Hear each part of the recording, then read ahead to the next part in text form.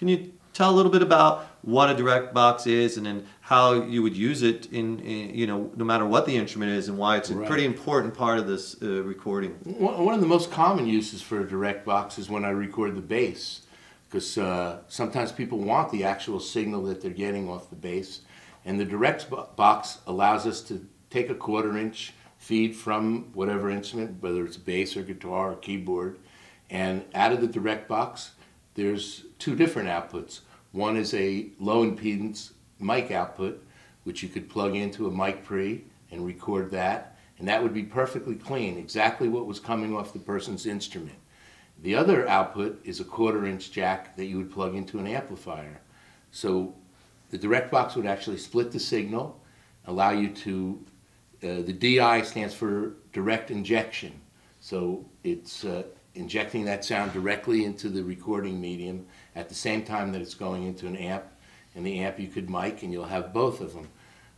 Though there's a difference in sometimes the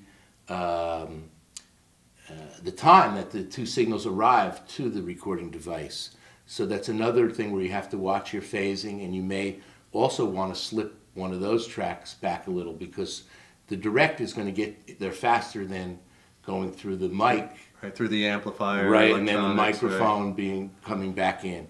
So they're always a little out of time. Sometimes it's desirable, though, that sound is what you hear.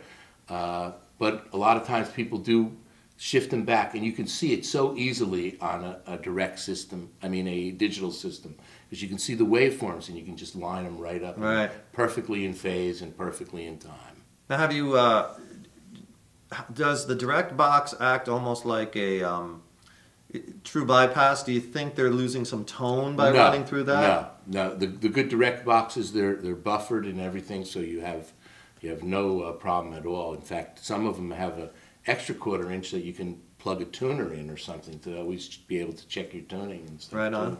And it's no, the more expensive ones. I mean, there's 2 kinds of direct boxes. There's active and passive. The passive one has, you know, no electronics that are in the chain, and the active ones, you know, could have tubes or something that add a little more character to it. So you'd have your choice of a passive or active direct box. And you've also used them on with other instruments. Oh yeah, guitar and stuff. Right.